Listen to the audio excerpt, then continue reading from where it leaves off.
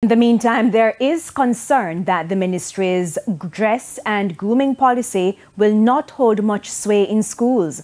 Attorney Kenyatta Powell argues that the discretion given to schools is problematic.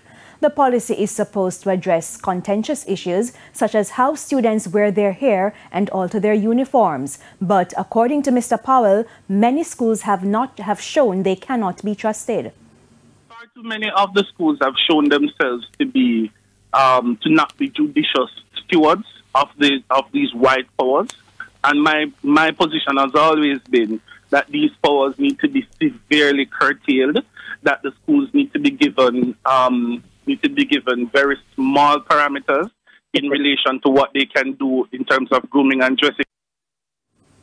However, President of the Jamaica Teachers Association, Leighton Johnson, says the discretion given to schools helps to ensure that the school community can reach consensus on controversial issues.